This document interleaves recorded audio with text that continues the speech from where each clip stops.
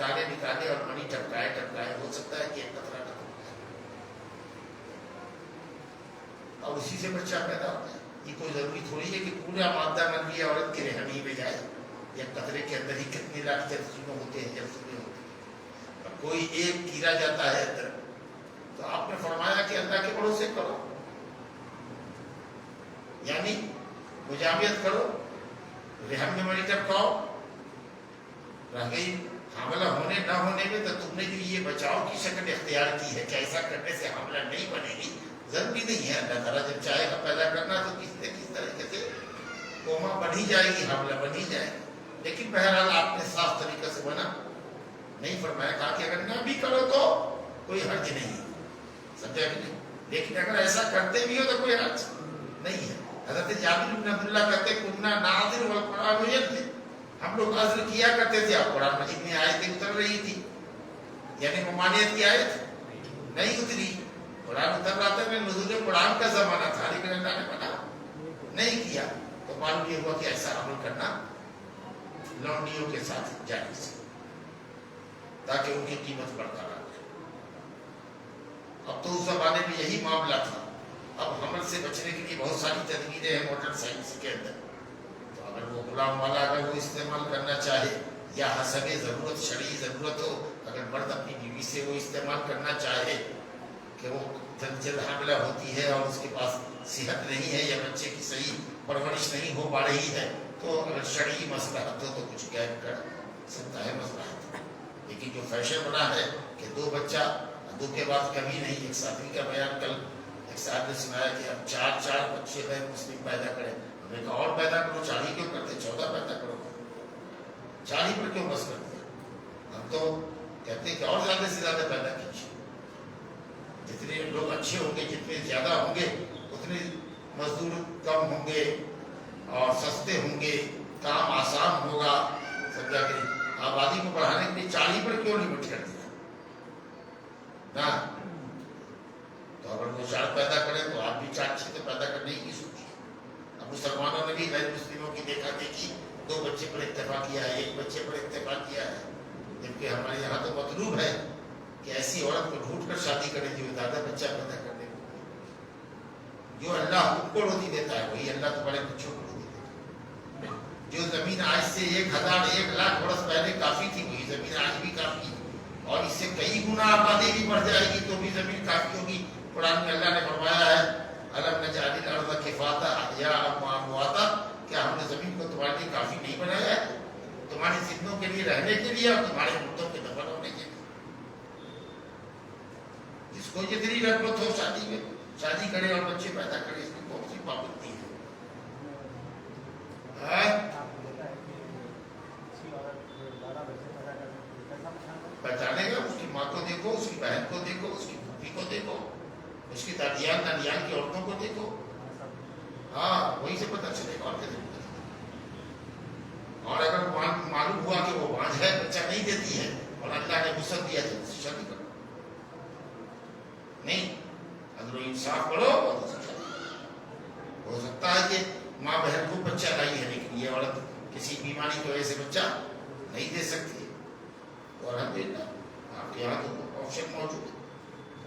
ہے، بشرطے کہ عدل و انصاف کر سکتے ہو، کھلا پلا سکتے ہو۔ لا الہ الا اللہ۔ تو یہ حدیث سن لیجیے، مضبوط تو پڑھ لیا لیکن حدیث نہیں پڑھایا۔ کہا باب بیع الرقیق غلاموں کی بیع۔ قال حدثنا ابو یمان اخبرنا شعیب عن الزہری قال اخبرنی ابن محیریز ان ابا سعید الخدری رضی اللہ عنہ اخبرہ انه بینما هو جالس عند النبی صلی اللہ علیہ وسلم، ابو سعید خدری رضی اللہ عنہ کہتے ہیں کہ وہ بیٹھے ہوئے تھے نظام کے بعد، قال یا رسول اللہ، کہا کہ یا رسول اللہ، لگتا ہے کہ انہوں نے کہا، لیکن دوسری جگہ روایت ہے کہ ایک انصاری صحابی آئے اور انہوں نے کہا یا رسول اللہ انا نصیب سبیا، ہمیں قیدی ملتی ہے، قیدی عورتیں ملتی ہیں اور ہم قیمت بھی پسند کرتے ہیں کہ اس کی قیمت گھٹے نہیں، تو آپ کا کیا خیال ہے عزل کے بارے میں؟ تو آپ نے کہا کہ کیا تم لوگ ایسا بھی کرتے ہو؟ اگر نہ کرو تو بھی کوئی حرج نہیں ہے، کیونکہ جس مخلوق کو اللہ پیدا کرنا چاہتا ہے وہ بہرحال وہ پیدا ہو کے ہی رہتا ہے۔ اب دیکھیے 110واں باب ہے، باب بیع المدبر، مدبر کی بیع، یعنی وہ غلام جس کی آزادی کو آقا نے اپنی موت موت کے بعد کے لیے معلق کر دیا تھا کہ زندگی بھر وہ اس کی خدمت کرے گا اور مرنے کے بعد وہ آزاد ہو جائے گا، تاکہ ثواب بھی آخرت میں جاتا رہے، گویا کہ دنیا کو اور آخرت کو اس نے اپنے جوڑا۔ اور موت جو ہوتی ہے وہ زندگی کے پیچھے ہوتی ہے، دوبارہ حیات ہوتی ہے، زندگی کے بعد موت آتی ہے، اس لیے پیٹھ کے پیچھے، زندگی کے پیچھے اس کی آزادی رکھا۔ تو بے مدبر اگر کسی نے کر دیا تو حنفیہ کے نزدیک ایک اس کو آپ بیچ نہیں سکتے، اگر زندگی میں ہی اگر آپ چاہتے ہیں تو اس کو آزاد کر دیے، پر بیچ نہیں سکتے، سمجھا؟ لیکن حدیث جو آ رہی ہے اس میں بیچنے کا حکم ہے، ثبوت، اس لیے جمہور علماء نے اور محدثین نے کہا کہ بیچ سکتے۔ اب یہ حنفیہ اس کی تعبیر کرتے کہ یہ خاص واقعہ تھا اس آدمی کے ساتھ جو قرض میں ڈوبا ہوا تھا، پریشان تھا، سمجھا کہ نہیں، نبی صلی اللہ علیہ وسلم نے اس کی نیلامی میں کروائی تھی، یہ تھا تو وہ تھا، واقعہ خاص تھا۔ کچھ بھی واقعہ خاص نہیں ہے، اگر اگلی ترکیبیں ہو، پریشانی میں ہو یا جیسے بھی ہو، نئی بھی پریشانی ہے، اگر وہ بیچنا چاہے تو وہ بیچ سکتا ہے، اپنے پروگرام سے اس کو واپس کر سکتا ہے، واپس ہو سکتا ہے۔ تو کہتے ہیں حدثنا ابن نمیر حدثنا وکیع حدثنا اسماعیل عن سلمى بن بحیر عن عطاء عن جابر رضی اللہ عنہ باع نبی صلی اللہ علیہ وسلم المدبر، نبی صلی اللہ علیہ وسلم نے غلام مدبر کو بیچا۔ دوسری حدیث قتیبہ سے، جابر بن عبداللہ سے، باعہ رسول اللہ صلی اللہ علیہ وسلم۔ اور تیسری حدیث زہیر بن حرب سے، جو زید بن خالد الجہنی اور ابو ہریرہ رضی اللہ عنہ کہتے ہیں کہ انہوں نے نبی صلی اللہ علیہ وسلم سے سنا کہتے ہوئے کہ اگر لونڈی زناکاری کرے اور وہ شادی شدہ نہ ہو، ولم تحسن، شادی شدہ نہ ہو، تو اجلدوہا، اس کو کوڑے لگاؤ، پھر زناکاری کرے کوڑے لگاؤ، پھر 3 مرتبہ کے بعد یا 4 مرتبہ کے بعد بھیجو۔ شادی شدہ نہ ہو لونڈی تو کوڑے لگاؤ، اور شادی شدہ ہو تو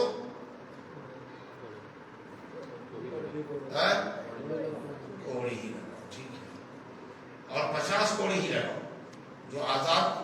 باقر کو سزا ملتی ہے غیر شادی شدہ مرد عورت کو، فَإِنْ أَتَيْنَ بِفَاحِشَةٍ فَعَلَيْهِنَّ نِصْفُ مَا عَلَى الْمُحْصَنَاتِ مِنَ الْعَذَابِ، 50 کوڑے، چاہے وہ شادی شدہ ہو یا غیر شادی شدہ، اور اس کو بیچ دو۔ تیسری مرتبہ میں یا چوتھی مرتبہ میں حدیث پڑھ چکے ہیں کہ وہ تمہارے یہاں نہیں، زناکاری سے بات آ رہی ہے، ممکن ہے کہ دوسرے آقا کے پاس جا کر کے بات آ جائے گی اس کے روگ کی وجہ سے، یا ہو سکتا ہے کہ وہ اس کی کہیں شادی کرتے کسی مضبوط توانا تندرست جوان سے، یا ہو سکتا ہے کہ وہ خود ہی اس کو اس قدر استعمال کرے کہ وہ عورت دوسرے کی طرف جھانکے نہیں، کچھ بھی ہو سکتا ہے۔ اچھا، اس حدیث کا کیا مطلب ہے؟ مدبر سے تو لونڈی کی بہ زناکاری کرے تو بیچ دو، تیسری چوتھی کہا کہ مطلق ہے، ہو سکتا ہے کہ وہ زانیہ لونڈی جس کو ہم بیچنے کی بات کر رہے ہیں، ہو سکتا ہے کہ ہم نے اس کو مدبر کیا ہوگا۔ آپ سمجھے نا امام بخاری کا استعمال کتنا قوی ہوتا ہے، مطلق ہے، وہ لونڈی جو زناکاری کرتی ہے، ہو سکتا ہے کہ ہم نے اسی لونڈی کو مدبر کیا ہوگا، یہ میرے مرنے کے بعد آزاد ہو جائے گی، اور وہ ایسی کام کرتی ہے تو ہم کہیں گے زندگی بھر اس کو رکھیں گے، کیوں بدکاری کرتی رہے گی، سمجھا نا؟ ماشاء اللہ، کہ وزی کیوں نہیں ہو اس کو بیچ، تو معلوم ہوا کہ لونڈی کو بیچ سکتے،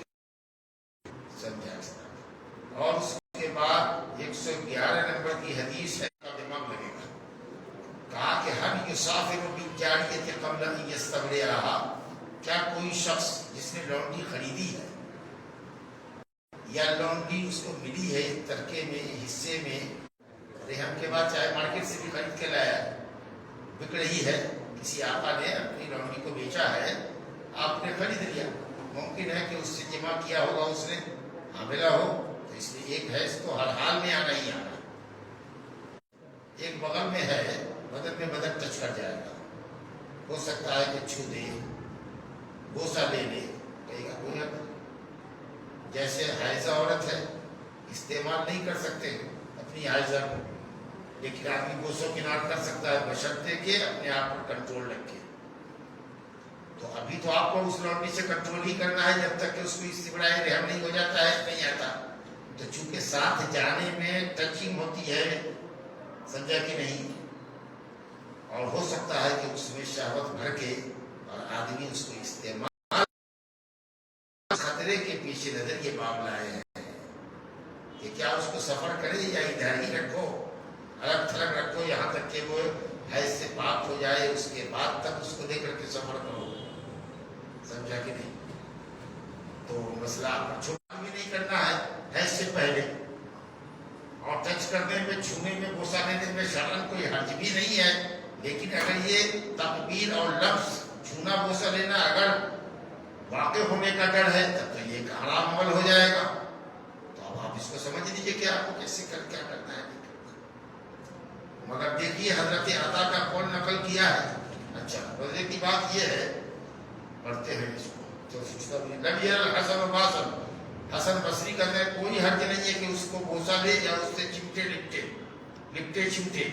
ابن عمر نے کہا کہ اذا وہبت الولید التي توطا، اگر کسی کو کوئی لونڈی ہبا کرے جو اس قابل ہو کہ وہ وطی کی جا سکتی ہے، یا بازار میں بیچی جا گئی ہے، اس سے وہاں آپ نے خریدا ہے، یا آزاد کر دی گئی ہے، فلیستبر رہے وہاں بحیضہ، ایک حیض کا انتظار کرنا ہوگا۔ لیکن حسن بصری یہ کہتے ہیں کہ ولا تستبرئ العذرا، کنواری استبراء رحم نہیں کرے گی۔ عذرا ہے، کنواری ہے، پردہ بکارت ہے اس کے اندر اگر باقی، تو اس کو استبراء رحم کی ضرورت نہیں، استعمال اس کا خریدنے والا یا ہبہ پانے والا اس کو استعمال کر سکتا ہے۔ لیکن اکثر عدت گزارنا جہاں استبراء رحم کی خاطر ہے، وہیں اس کے اندر عبادت کا بھی پہلو۔ اب آپ بتائیے ایک مرد ہے جو 4 سال سے غائب ہے، بیوی سے ملا نہیں، اور آج اس کی بیوی کو خبر ملی کہ اس کا شوہر مر گیا، گزارے گی کہ نہیں گزارے گی؟ گزارے گی، حالانکہ 4 سال سے مرد نہیں آیا، کدھر وہ حملہ ہے؟ 4 سال سے مرد اپنی بیوی کے پاس نہیں آیا ہے اور کہیں سے وہ اس کو طلاق بھیج رہا ہے، تو طلاق کی جو عدت اس جوان عورت کی ہے 3 ہے، وہ گزارے گی کہ نہیں گزارے گی؟ طلاق کے بعد والمطلقات، ابھی وہ طلاق پڑی ہے اس کو، عدت گزارے گی کہ نہیں گزارے گی؟ معلوم ہوا کہ جہاں عدت کا مسئلہ حمل سے ہے کہ حاملہ ہے کہ نہیں ہے یہ دیکھ لو کہ دوسری شادی ہو، وہیں اس کے اندر شریعت کا حکم اور عبادت کا بھی پہلو۔ تو جب اس میں عبادت کا بھی پہلو نظر آ رہا ہے کہ شریعت کا حکم ہے، چاہے اس کی علت آپ سمجھو یا نہ سمجھو، پوری علت سمجھو یا نہ سمجھو وجہ، لیکن شریعت نے حکم دیا، تو جب کسی بھی لونڈی کے ساتھ ہم بستر ہونے کے لیے اس کا استبراء رحم ضروری ہے، تو چاہے وہ کنواری کیوں نہ ہو، اس کو ایک حیض کا انتظار کرنا چاہیے، اور اس سے پہلے اس کو نہیں آنا چاہیے۔ اس لیے حسن بصری کے قول پر سوالیہ نشان۔ حضرت عطا نے کہا لا باس جیسی من جاریۃ حامل ما دون الفرج، یہ ٹھیک ہے، اگر تمہاری لونڈی حامل ہے تو ظاہر ہے کہ جب تک حمل نہیں چلے گی اس کو استعمال نہیں کر سکتے، غیر حامل ہے تو جب تک بچہ نہیں، جب تک ایک حیض نہیں آتا استعمال نہیں کر سکتے، لیکن قبلہ بوسہ فرج کے علاوہ جسم کے دوسرے اعضاء سے آپ استمتاع کر سکتے ہیں، کوئی حرج نہیں ہے، جیسا کہ آپ حیضہ عورت سے کر سکتے ہیں، لیکن احتیاط رہے کہ آدمی اس پر واقع نہ ہو۔ اللہ نے کہا الا علی ازواج او ما ملکت ایمانکم، صرف شرمگاہ اس کی حلال نہیں ہے آپ کے لیے جب تک کہ وضع حمل نہ ہو، یا وہ غیر حاملہ ہے تو ایک حیض کے ذریعے اس کا استبراء رحم۔ اللہ، کچھ لوگوں نے کہا کہ اگر پردہ بکارت ہے تب وطی کرنے میں کیا حرج ہے؟ یہ تو اس بات کی دلیل ہے کہ انہا لم توطا، اس نے کبھی وطی نہیں کرائی، وطی نہیں کی جا چکی، موضوع نہیں ہے کیونکہ پردہ بکارت موجود ہے، آپ سمجھیں، اب پھر بھی کرو، کیا ضروری ہے؟ ہو سکتا ہے کہ کسی نے مجامعت کیا ہو اس سے اور پردہ بکارت ظاہر نہ ہوا ہو، یہ بھی ضروری نہیں ہے، آپ سمجھ رہے ہیں؟ تو کل ملا کر کے یہ جو گفتگو ہے کہ بکارت کا پردہ ظاہر نہیں ہوا ہے تو استعمال کر سکتے ہیں، کنواری ہے تو استعمال کر سکتے ہیں، اور وہی کنواری کی جو علامت ہے بکارت کا ہونا، جیسا کہ حسن بصری کا قول ہے، تو ہم نے کہا نا آپ کو کہ اس عدت کے اندر میں، عدت گزارنے کے معاملے کے اندر جہاں استبراء رحم کا مسئلہ ہے، وہیں شرعی تعبدی بھی معاملہ ہے، تعبدی معاملہ، اس لیے وہ بہتر ہے قول یہی کہ چاہے وہ موتوبہ ہو کہ غیر موتوبہ ہو، باقرہ ہو کہ سیبہ ہو، مستعملہ ہو کہ غیر مستعملہ ہو، اگر آپ نے خریدا ہے تو آپ کو ایک ہی پورا واقعہ ایسا کیا تھا۔ نبی صلی اللہ علیہ وسلم خیبر آئے، جب اللہ نے خیبر کو فتح کر دیا، قلعہ فتح ہو گیا، تو صفیہ بنت ہوئے ابن اخطب کے تو جمال کا تذکرہ تھا کہ کیا یہ حسین جمیل خوبصورت ہوا تھا۔ اس کا شوہر قتل کر دیا گیا تھا، کانا تاڑو سکتی رہا تھی، بالکل درہن بنی ہوئی تھی، ابھی چند دن پہلے ہی اس کی شادی ہوئی تھی۔ فاصطفاها رسول اللہ صلی اللہ علیہ وسلم نے نفس ہی، اسی پر دہیہ کلمی نے ہاتھ صاف کیا تھا، لیکن بعد میں نبی صلی اللہ علیہ وسلم نے واپس کیا۔ تو ابھی ہم حدیث کو مختصر کرتے ہوئے کہتے ہیں کہ نبی صلی اللہ علیہ وسلم نے ان کو اپنے لیے پسند فرمایا اور اس کو لے کر کے نکلے، فخرج بہا، ساتھ لے کر نکلے۔ تو معلوم یہ ہوا کہ لونڈی قبل استبراء نعم ساتھ ہو سکتی ہے۔ دے سکتا مسئلہ استعمال یہاں تک کہ صد الروحہ میں جب پہنچے تو بیچ میں وہ حائزہ ہوئی تھی، صد الروحہ میں جب پہنچے تو حلال ہو گئی، فبنا بہا، اس کے ساتھ رخصتی کی رات میں، شب زفاف کیا، ثم صنع حیثا، پھر وہ مالیدہ، وہی کھجور، روٹی، دودھ اور یہ گھی سب کو لے کر کے سانا، اس کو حلوہ کے ٹائپ سے اس کو بنایا، فی نطع صغیر، چھوٹے سے چمڑے کے دسترخوان میں، اور جو قریب میں لوگ تھے حضرت انس کو بلا لیے گئے۔ فکانت تلک ولیمۃ رسول اللہ صلی اللہ علیہ وسلم، یہ نبی صلی اللہ علیہ وسلم کا ودیعہ تھا صفیہ کی شادی۔ پھر ہم لوگ مدینہ نکلے، میں نے دیکھا رسول اللہ صلی اللہ علیہ وسلم کو یحوی لہا وراءہ بعباءۃ ثم یجلس عند بعیرہ فیضع رکبتیہ، کہ جب وہ اونٹ پر چڑھتی، اونٹ کو بیٹھاتے، جب وہ اونٹ پر چڑھتی تو نبی صلی اللہ علیہ وسلم اپنی عبا کو ایسے پردہ کر دیتے تاکہ جب وہ چڑھے گی تو پنڈلی نہیں کھلے گی، دوسرا نہیں دیکھ پائے گا۔ اس سے لوگوں نے سمجھا کہ نبی صلی اللہ علیہ وسلم نے صفیہ سے شادی کرنی ہے، کیونکہ لونڈی کے گھٹنے کی اور ٹخنے کی اتنی حفاظت کون کرتا ہے، نہیں سمجھا ہے؟ تو اور صحابہ جو مدعو نہیں تھے ولیمہ میں، انہوں نے یہ سمجھ لیا کہ نبی صلی اللہ علیہ وسلم نے ان کو اپنی حریم میں شامل کر دیا ہے۔ آپ سمجھ گئے؟ فتضع صفیہ رجلہا علی رکبتیہا، علی رکبتیہا، آپ کے گھٹنے پر صفیہ ایسے آپ جھک جاتے، صفیہ کو پیر کا دل پر رکھ، اس پر پاؤں رکھ کر کے تب وہ اٹھ پر بیٹھے، حتیٰ ترکب، یہاں تک کہ وہ سو ہوتی تھی۔ لا الہ الا اللہ، باب ہے لمبا بھائی تھا، اور پڑھے یا چھوڑ رہنے دیجیے اللہ کے کرسی، ہاں پڑھ لیتے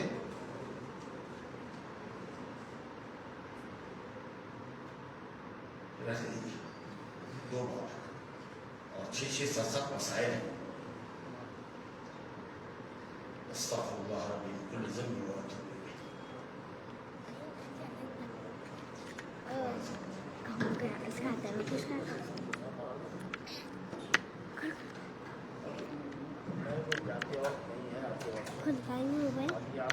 فنش کر دو، فنش کر دو، رکو یار،